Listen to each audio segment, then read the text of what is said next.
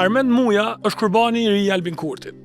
Kurti tash po e detyron Mujën që ta bëj betejë në rënd për pushtetin, çështjen e energjisë elektrike, çmimet e larta me rrym, fitimet e Vukhamovicit në Kosovë e kompanive fantome si Noa.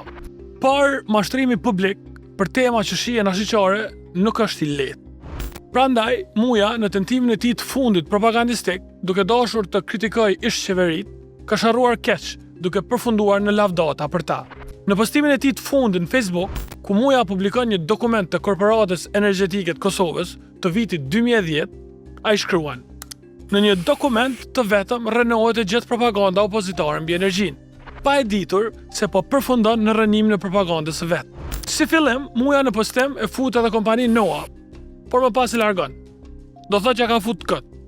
Po ky është veç problemi fillestar. Dokumenti i publikuar nga Muja është një dokument i 28 prillit i vitit 2010, që paraqet proces verbalin e një mbledhje të bordit drejtorëve të Kekut. Aty flitet për një raportim të drejtorit të atëhershëm menaxhues Arben Gjukaj, ku thuhet se është organizuar një takim në mes të Kekut dhe sekretarit të Ministrisë për Kosovën në qeverinë e Serbisë. Shpjegohet se në atë takim përfaqësuesit të qeverisë së Serbisë i është dorëzuar propozimi për nënshkrimin e një memorandumi mirëkuptimi, i cili do të mundësonte krijimin e një kompanie në cilësinë nënkontraktorit Kekut, që do të kryente shërbimin e arkëtimit, leximit dhe mirëmbajtjes në zonën veri të lumit Iber.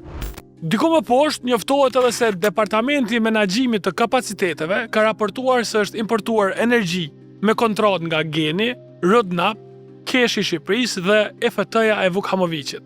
Qëllimi i Mujës këtu, siç e shpreh ai vet në status, është të tregojë se gjatë qeverisjes PDK-LDK tregtohej me EFT-n e Hamovicit dhe pastaj e pranojnë si palë në diskutim për veri Ministrinë e Serbisë për Kosovën. E para, Muja me këtë dokument zbulon diçka të rëndësishme. Po na del se Keku, qysh në vitin 2010, mos harroni, vetëm 2 vjet pas pavarësisë Kosovës, po provonte të formonte një kompani, pra një ndërmarrje e cila do të përmbahet ligjeve në fuqi në Kosovë dhe duhet të jetë regjistruar si afarizëm zyrtar në Kosovë. Kjo nuk është keq, kjo është madje fantastike, sepse kjo detyronte Serbinë qysh në vitin 2010 të pajtojë me ekzistencën e Republikës së Kosovës. E sot si jemi? Sot Besnik Beslimi në Bruksel përmes udhërrëfyesit për energjinë ka pranuar qeveria, arkëtimi, leximi dhe mirëmbajtja e energjisë elektrike të bëhet nga kush? Nga Elektroseveri, pra, kompania shtetërore serbe. Pra, kemi degradim nga propozimi i Kekut në 2010 për kompani kosovare në kalim të kompania serbe që e bën këtë punë. Më pas, Muja provon të paraqes si tragjik faktin se Kosova po bisedo ka në 2010 me një ministri për Kosovën Serbisë. Duke harruar ngrati se Besnik Beslimi edhe në vitin 2025 është takuar me Petar Petkovicin, që është drejtor i zyrës për Kosovën qeverinë e Serbisë. Edhe këto takime i ka paraqitur si sukses madje.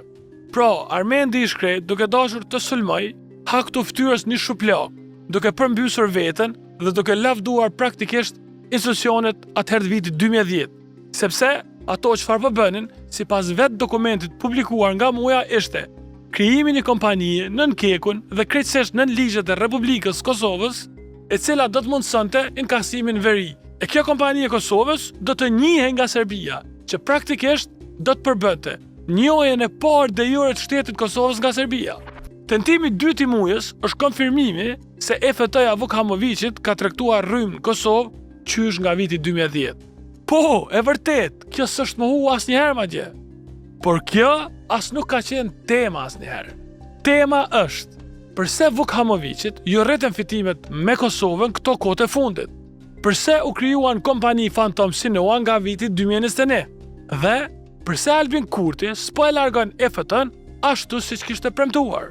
Qeveria e Republikës Kosovës dhe Qeveria e Republikës Shqipërisë duhet ta heqin këtë EFT. EFT duhet marrë fund. Ne nuk mund t'i themi vetes shqiptar, e lider shqiptar, e as përfaqësues shqiptar, nëse vazhdojmë të na dominoj EFT-ja. Megjithatë, problemi i madh nuk është veç mashtrimi i Albin Kurtit, e as përpjekja e dëshpëruar e Armend Mujës. Pjesë e problemit është edhe fakti se askush nga opozita nuk e përgënjeshtron Mujën edhe kur ky ta lë penallti, si në këtë rast. Pse duhet unë ta ekspozoj Mujën? Pse nuk e bëni ju? dikush nga partitë opozitore, kur është kaq e thjeshtë. Kjo është telasja e madhe.